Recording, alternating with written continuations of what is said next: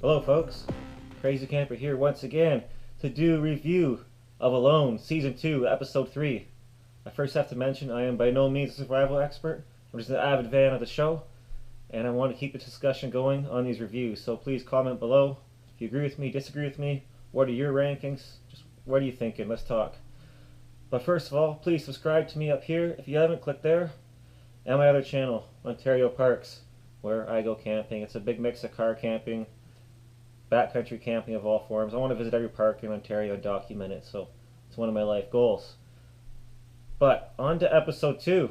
We got some new characters, one tapped out. Let's see the rankings. Number 1, I kept Zachery Fowler. Number 2, Greg Evans. Number 3, Britt. Number 4, Hanacek. Number 5, Dave Nessia. Number 6, Callie North. And of course, our second tap out would be number 9, Zachary Gault. So, let's talk about Zachary. Zachary Gault, 22, of Ontario. Actually kind of looks like Jesus from The Walking Dead. But what'd he bring? So I think he really brought different than other people is a sharpening stone. I thought people use rocks to sharpen their tools out there, but I don't know what kind of rocks are in Patagonia, so but whatever, rock's a rock, right, for the most part, so I don't know. But he brought a sharpening stone, so is that a waste of an item? What do you guys think? Anyhow, we first see him in the morning of day 5, and he's really grumpy about birds, yelling, "Birds!"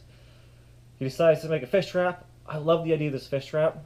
No one else did it yet in the show, at least not in Patagonia. And I remember Survivor Man doing one in the swamp of Louisiana. He caught a turtle, so it worked out pretty good.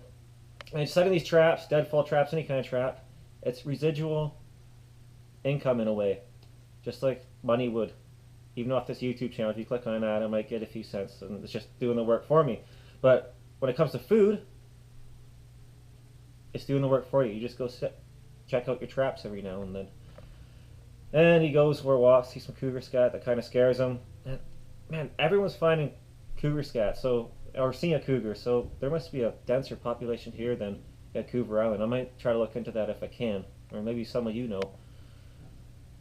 And then day 8 in the morning, he complains it's harder than he thought, but he still goes to work in the rain, makes a fire heat reflector, and then he goes off to get bamboo for that, and he cuts himself on his axe, I think after he fell on it. And you can see in the state of shock he was. He just walked away and left one camera upside down and actually filmed him as he walked away. I don't know who went and got that camera. But anyways, he calls for emergency. They come check him out, and the emergency guy said that they can't stitch it out there because there's debris in the wound.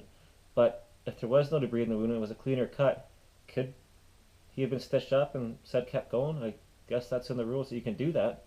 But it reminds me of Kate from season 2, so now we see a second person out with an axe injury, but Kate had totally disabled her thumb, and later on I watched some of her videos and she never got full use back of the thumb, like she can't bend it up, but she has all lower use of it, so she's permanently injured from that one. Again, axes, you gotta be really careful out there. But moving on to number 5, Dave Nessia out of Utah. And what did he bring? That's different. Oh, you brought bone arrows. That's good. Sleep bag was minus 20. And then the standard items. Oh, he brought 2 food rations. I'm going to mention why that might be important for him. But we first see him joking around with the camera day 4, jumping off a rock.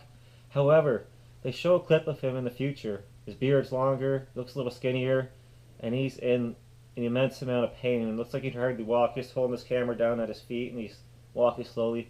And then he falls down, and he's in even more agony of pain. So is that his tap out in the future? We also see on like the intro to the show, the medical crew checking him out. I think it looks like they're trying to check his pulse from the back, which doesn't make much sense. Or maybe they're checking his lungs. I don't know. But looks like he had lost a lot of weight, and he's already a pretty lean guy from the looks of it when we first see him. He did bring 2 food rations though, so that's probably going to help him out, where other people like Fowler didn't even bring any, which I didn't even realize when I edited the show. I didn't realize till after when I was looking at his gear for the episode 1. So we'll see what happens. But yeah, the next scene we see him brushing his teeth with charcoal. Interesting. I didn't know you could do that with charcoal. And we see him catching some fish, and he's really enjoying eating that. So does that mean he hasn't ate much so far, and that fish taste just overwhelming, or is he just really thankful he got the fish and likes to eat? I don't know what it is, but I didn't really want to keep him going on to higher rankings yet because I'm a little worried about him tapping out due to him already being so lean. And we see he also built a one wall glow on his shelter, so that's going to keep the wind and rain out and maybe reflect some heat. But moving on to number 4, Megan Hanacek, 41 from BC. So she works for Forest Services. And what did she bring that's different? She brought a bivy bag. Oh, and she also brought a gill net. Now, everyone obviously brought a gill net pretty much besides a hammock. The one contestant on season 1. Do you need a gill net here, though? There's no tides. So is that a waste of an item, or can there be other uses for it, such as using it as cordage, or I don't know. I think it's a waste of item, to be honest myself, but I don't know what you all think. Could have brought something different. But we see her for the first time already in the morning of day 6. She makes you wonder what she filmed up to this point. Because 6 days have gone by and we haven't seen her yet. So everything she filmed was a complete waste of time and energy, I guess. And she got some plant vitamins. She said the plants just throw them like a squirrel because the temperature can drop to 11 degrees Fahrenheit. So that might answer my question from review 1. Can they ice fish out there? Maybe they can if they stay long enough and it gets cold enough. But in day 7 afternoon, she makes orange peel lichen meal. It's pretty nifty. She then makes a deadfall fish trap, and I was actually impressed by that. So I can see how it works. The fish triggers a trap, and then boom, sets the hook. And that's one thing about fishing. When you have a line dangling with bait, the fish can nibble at it. They might hook themselves a bit, but they get off. But when you're fishing and you feel something, you reef the rod to set the hook in, and that device is usually the exact same thing for it. So just like setting a fish trap, that's like residual food income right there. So we'll see how she does. I didn't want to put her any higher than the last 3. I'll tell you why. Number 3, Britt, Ahart. Well, I did not expect to see him in this episode because I thought they were still taking time to introduce the characters. But at any rate, we see him in the morning of day 6. Looks like he's built a nice roof over his head, and he's working to better the situation by modifying it to keep the water off it. So he wants to make it a higher point in the middle, I guess.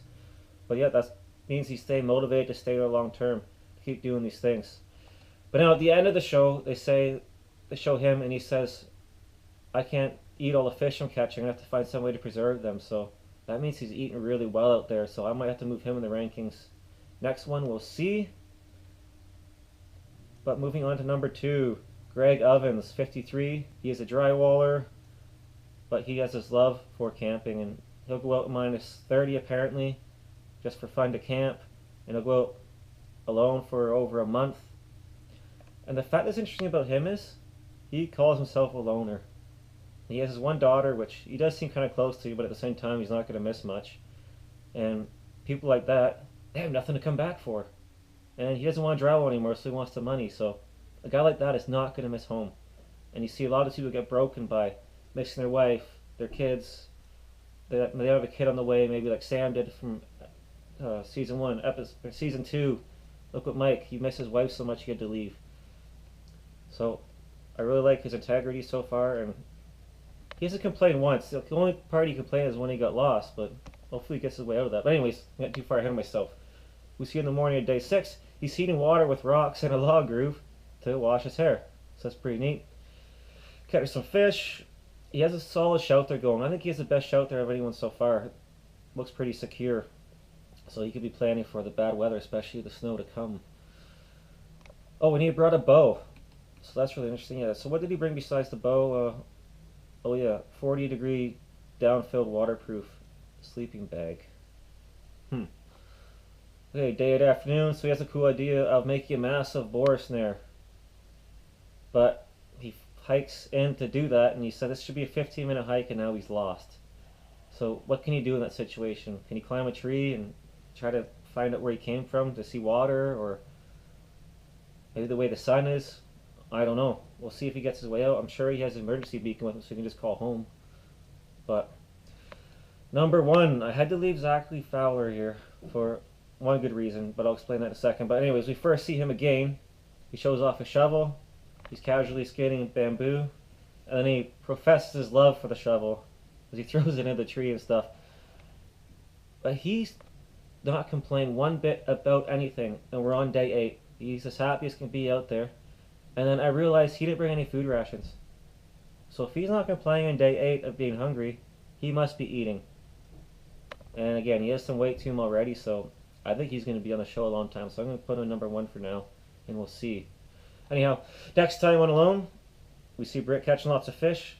Callie's shelter collapses. It looks like she's having a horrible time, so she might be the first out of the rest of them to tap. And we haven't met 2 contestants yet. 1 male, 1 female, so I'd like to see them the next episode, which airs tomorrow. So please like and subscribe. Comment below. We'll try to get a little discussion going. I gotta get this videos out quicker, so I'll try to get the next one out within like 48 hours after it airs tomorrow, which is Thursday. So good night, everyone.